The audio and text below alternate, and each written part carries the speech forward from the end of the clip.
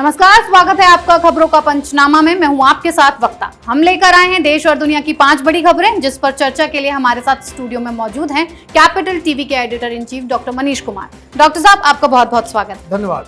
सबसे पहले नजर डालते हैं आज की हेडलाइंस पर। कोरोना के खिलाफ सबसे बड़ी जंग की शुरुआत 1 मई से शुरू होगा वैक्सीनेशन। आज से शुरू हुआ रजिस्ट्रेशन। कोरोना से जूझ रहे भारत के साथ खड़ा हुआ विश्व, दुनिया भर से आ रही मदद, भारत ने कहा धन्यवाद। दिल्ली में आधी रात बदली सरकार, केंद्र ने जारी किया नोटिफिकेशन, लेफ्टिनेंट गवर्नर होंगे दिल्ली के बॉस। बंगाल में आखिरी चरण का मतदान कल, 35 सीटों पर 42% मुस्लिम वोटर्स के हाथ में है सफलता की चाबी। एक आरएसएस स्वयंसेवक ने पेश की त्याग की मिसाल, एक युवक के लिए छोड़ दिया बेड, 3 दिन बाद हुई मौत।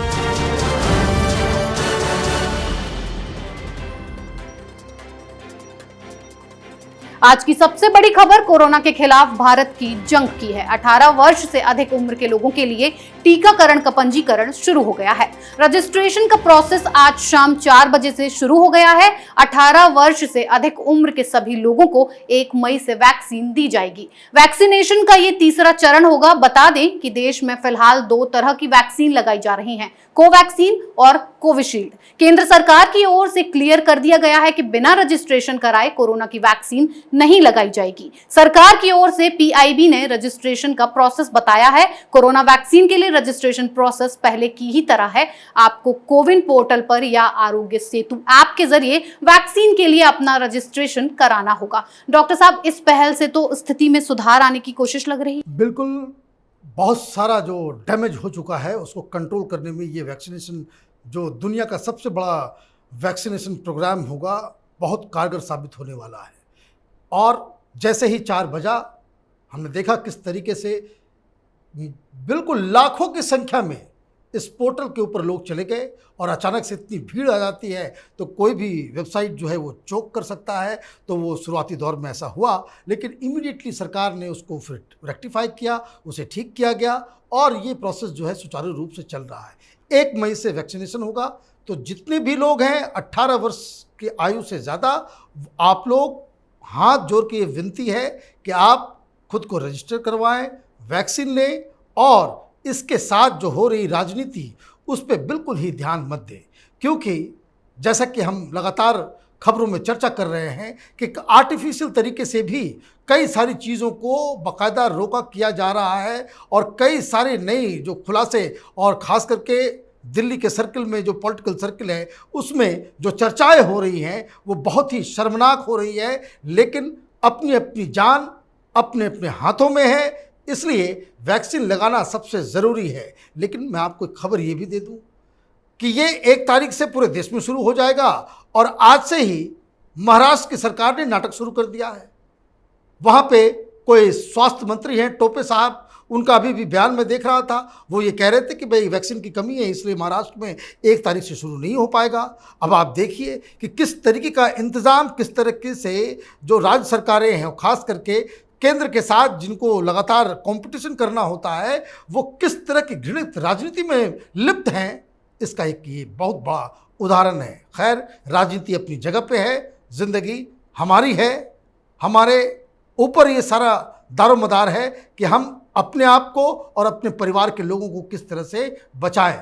रजिस्ट्रेशन कराएं, सबसे पहले वैक्सीन लें, उसके बाद बाकी की चीज़ें अपने आप होती चली जाएंगी। जी डॉक्टर साहब, भारत में कोरोना की दूसरी लहर ने जिस तरह का कोहराम मचाया है, उससे लड़ने में समूचा अंतर्राष्ट्रीय समुदाय भारत की मदद को खड़ा हो गया है। America, Australia, Japan, Britain, France व जर्मनी जैसे अमीर देशों के साथ साथ रोमानिया और बेल्जियम जैसे छोटे देश भी मदद को आगे आए हैं। दुनिया भर से मदद के लिए बढ़ते हाथ पर विदेश मंत्रालय का कहना है कि पिछले वर्ष भारत ने जिस तरह से दूसरे देशों की मदद की थी, ये उसका भी असर है। विदेश मंत्रालय के अधिकारियों ने बताया कि भारत ने किसी देश से मदद की गुहार नहीं लगाई है, लेकिन जो देश मदद करना चाह रहे हैं उन्हें मानवता के दृष्टिकोण से इनकार भी नहीं किया जा सकता है। डॉक्टर साहब, क्या इसे भारत की विदेश नीति की सबसे बड़ी सफलता मानी जाए? देखिए, जब पहली लहर आई थी उस वक्त हिंदुस्तान में हमारे पास न पीपी किट था, न मास्क थे, समझ में नहीं आ रहा था कि भी क्या करेंगे। हम लोग पास तो सैनिटाइजर भी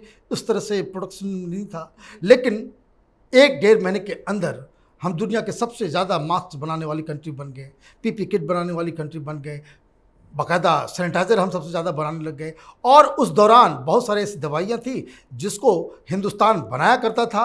तो उस पहले वेव के दौरान हम लोगों ने, हिंदुस्तान ने 150 कंट्रीज़ की हम लोगों ने मदद की थी। और आज जो दूसरा फेज़ है, जो दूसरी लहर है, उसमें हम फंस चुके हैं। तो पूरी दुनिया हिंदुस्तान के साथ खड़ी नज़र आ रही है और ये अपने आप में बताता है कि किस तरीके से पूरी दुनिया में हिंदुस्तान के लिए एक नई जगह जो बन के तैयार हुई है। बड़े बड़े मुल्क हमें मदद कर रहे हैं, कोई पैसे से मदद कर रहा है, कोई इक्विपमेंट से, कोई वैक्सीन बनाने के रॉ मटेरियल से कर रहा है। लेकिन फ़िलहाल हिंदुस्तान को जो सबसे ज़्यादा ज़रूरत है वो है ऑक्सीजन कंटेनर्स की, सिलेंडर्स की। हिंदुस्तान के पास अभी ऑक्सीजन की कमी नहीं है, लेकिन उसको किस तरह से ट्रांसपोर्ट किया जाए, उसे रखने के लिए हमारे पास कंटेनर्स नहीं है, टैंकर्स नहीं है। तो वो मदद जर्मनी से आ रहा है, वो मदद रूस से आ रहा है, वो मदद ऑस्ट्रेलिया से आ रहा है, वो मदद कई सारे देशों से आ रहा है, अमेरिका से भी आ रहा है।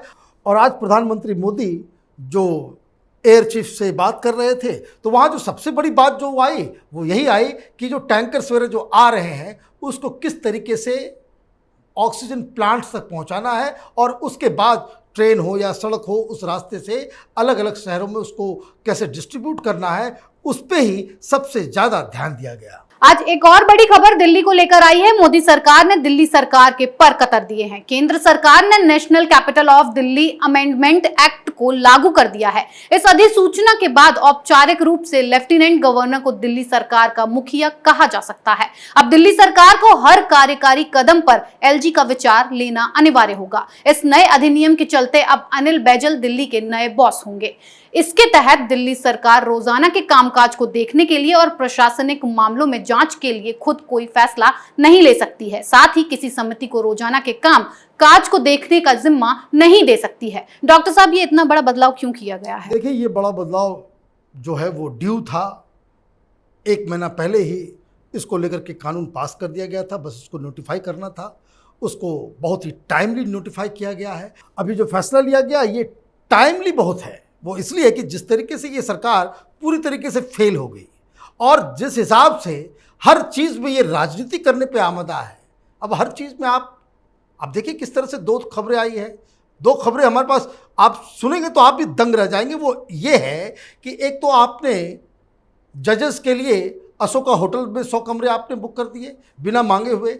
आज एक और खबर आई है कि आपने बिना किसी से पूछे, बिना किसी के परमिशन लिए हुए 4 5 स्टार होटल जो है आपने दिल्ली सरकार, उसके बड़े अधिकारी और उनके परिवार वालों के लिए आपने एक्सक्लूसिवली, वो लेटर में लिखा हुआ है कि एक्सक्लूसिवली वो होटल जो है, जो कोरोना पेशेंट होगा उसमें वहाँ पे उनको रखा जाएगा, वहीं पे उसको हॉस्पिटल की तरह ट्रीटमेंट, 5 स्टार ट्रीटमेंट दिया जाएगा। ये तो आम आदमी पार्टी की सरकार थी। अब इस तरह के उल्टे पुल्टे फैसले आप लें अपने लिए, अपने एमएलएस के लिए, अपने अधिकारियों के परिवार के लिए, जजेस के लिए, और आम आदमी को आप मरने के लिए छोड़ दें, तो ये जो फैसला, नोटिफिकेशन जो आज जारी किया गया है वो तो पहले ही कर देना चाहिए था। क्योंकि जब तक ये केजरीवाल इस सारी चीज़ को मैनेज करता रहेगा, दिल्ली से ये कोरोना का कहर खत्म नहीं होगा। जी डॉक्टर साहब, पश्चिम बंगाल विधानसभा चुनाव के 8वें और अंतिम चरण के मतदान कल होंगे। इसमें 4 जिलों की 35 सीटों पर मतदान होगा। इस चरण के साथ ही बंगाल विधानसभा चुनाव का सबसे लंबा चुनाव समाप्त हो जाएगा। 2 मई को चुनाव परिणाम घोषित होंगे। इस चरण में मालदा, मुर्शिदाबाद, कोलकाता और बीरभूम में मतदान होंगे। हालांकि 2 विधानसभा क्षेत्र जंगीपुर और शमशेरगंज में कोरोना के कारण उम्मीदवार की मृत्यु हो जाने की वजह से 16 मई को चुनाव आयोग ने मतदान कराने की घोषणा की है। साल 2016 विधानसभा चुनाव में तृणमूल कांग्रेस ने इन 35 सीटों में से 17 सीटों पर जीत दर्ज की थी। 13 पर कांग्रेस और 3 पर सीपीएम विजयी रही थी। बीजेपी को सिर्फ 1 सीट मिली थी, 1 पर इंडिपेंडेंट कैंडिडेट जीता था। डॉक्टर साहब, इन 35 सीटों का चुनावी समीकरण क्या कहता है? देखिए, ये इस जगह पे ट्रायंगुलर फाइट होता नजर आ रहा है। वो इसलिए कि जैसा कि आपने बताया कि पिछली बार भी ऐसा नहीं कि वो टोटली मुस्लिम बहुल इलाका है। अगर आप बीरभूम को हटा दें और सिर्फ बाकी इलाकों को रख दें, कलकत्ता को हटा करके, ये जो मेन चंक है मालदा, मुर्शिदाबाद, इन सब जगहों पे जो चुनाव हो रहे हैं, वहाँ तो 60% 70% के आसपास मुस्लिम बहुल इलाका है वो। और इसलिए जो वहाँ पे जो लड़ाई है वो, उसमें कांग्रेस पार्टी, वामपंथी पार्टी और फुरफुरा शरीफ का वो जो इंडियन सेक्युलर फ्रंट है, वो भी मजबूत नज़र आ रहे हैं। इसलिए इस ट्रायंगुलर फाइट की वजह से ममता बनर्जी का यहाँ पे अपने परफॉर्मेंस को रिपीट करना बड़ा मुश्किल सा दिख रहा है। और सबसे बड़ी बात यह है कि जब ममता बनर्जी ने खुद ये ऐलान कर दिया है कि वो इस चुनाव के बाद सुप्रीम कोर्ट जाएंगी और फिर से चुनाव की मांग कराएंगी, तो ये तो अपने आप में बता रहा है कि भाई ममता बनर्जी ने नतीजे से पहले ही सरेंडर कर दिया है। आज की 5वीं खबर महाराष्ट्र के नागपुर से आई है, जहां 85 वर्ष के एक बुजुर्ग ने ऐसा काम किया है जिसे सुनकर आपकी आंखें नम हो जाएंगी। नागपुर कोरोना संक्रमण से सबसे ज्यादा प्रभावित जिलों में से एक है। नागपुर में हालात बेहद खराब हैं और अस्पतालों में बेड ऑक्सीजन की किल्लत भी बनी हुई है। इसी बीच 85 साल के आरएसएस स्वयंसेवक नारायण भावराव दाभाडकर ने बीते दिनों एक युवक के लिए अपना अस्पताल बेड छोड़ दिया। उन्होंने डॉक्टर्स से कहा कि मैं तो अपनी जिंदगी जी चुका हूं, इसके सामने पूरा जीवन बाकी है। अस्पताल से भावराव घर लौट गए, जहां 3 दिन बाद उनकी मौत हो गई। मध्य प्रदेश के सीएम शिवराज सिंह चौहान समेत कई राजनेताओं ने दाभाडकर को श्रद्धांजलि दी है। डॉक्टर साहब, ये तो बहुत बड़ी मिसाल कायम की है भावराव ने। देखिए, बड़ा ही मुश्किल स्टोरी है। दाभाडकर साहब वो बेड पे पड़े हुए थे। सबको मालूम है कि आजकल बेड मिलना कितना मुश्किल है। और इस बीच एक महिला जो आई और वो रोने लगी, वो अपने पति के लिए बेड मांग रही थी। और पति के लिए बेड मांगते मांगते वो रो रही थी कि और हमारे 2 बच्चे हैं, अगर इनको कुछ हो गया तो हमारा पूरा परिवार जो है वो ख़त्म हो जाएगा। और ये बैठे बैठे वो जब सुन रहे थे कि जिस तरह से वो चीख पुकार कर रही थी, तो अचानक जब उन्होंने ये सारा चीज़ देखा, वो स्वयं उठे और डॉक्टर्स को बुलाया और ये कहा कि हमारा ये बेड इनको दे दो। मैंने तो अपनी ज़िंदगी जी ली, अगर ये इसके साथ कुछ हो जाता है तो 2 बच्चे अनाथ हो जाएंगे। ये इतनी बड़ी सैक्रिफाइस, ये इस तरह का काम और एक आरएसएस के स्वयं सेवक के जरिए हुआ है। इसलिए मीडिया में इस खबर को ज़्यादा हाईलाइट कोई नहीं करेगा, कोई नहीं बताएगा। लेकिन ये है, किसी संगठन के बीच रह करके आपके अंदर जिस तरह का एक पर्सनालिटी क्रिएट किया जाता है, उसका ये नतीजा है। ये एक तपस्या का फल है और ये बताता है कि हिंदुस्तान के समाज का वो जो चेहरा, जो बेसिकली अभी तो दिख नहीं रहा, लेकिन जिसकी वजह से हिंदुस्तान में जो अच्छे काम होते हैं, उसका ये एक परिचय देने वाला इंसिडेंट है। इस तरह के लोग बहुत सारे हैं। अभी बहुत सारे जगहों पे, उड़ीसा की मैं खबर देख रहा था कि एक डीएम साहब फ़ोटो अपॉर्चुनिटी जिसको कहते हैं कि फ़ोटो ऑप, वो हॉस्पिटल को घूम रहे थे और एक यंग सा लड़का हॉस्पिटल बेड पे सीए की तैयारी कर रहा है, वो पढ़ाई कर रहा है। उन्होंने फ़ोटो खींची और ये कह दिया कि भाई कितना मेहनती लड़का है, और वहाँ पे वो हॉस्पिटल बेड में भी वो पढ़ाई कर रहा है। तस्वीरें देखने से बिल्कुल लग रहा था कि वो ना उसे ऑक्सीजन की ज़रूरत थी ना कुछ था। हालांकि वहाँ फैसिलिटी नज़र आ रही थी, लेकिन वो आराम से पढ़ाई कर रहा था। अब सवाल ये है कि अगर उस लड़के की जगह पे कोई ऐसे किसी नीडी को, जिसकी जान जा रही है, उसको वो हॉस्पिटल बेड अगर मिल गया होता तो उसकी जान बच गई होती। तो दोनों तरह के केसेस जो हैं हमें नज़र आ रहे हैं। कोई प्रचार प्रसार करने के लिए इस तरह की खबरें डाल रहा है और कोई ज़िंदगी को बचाने के लिए अपनी ज़िंदगी को दांव पे लगा दे रहा है।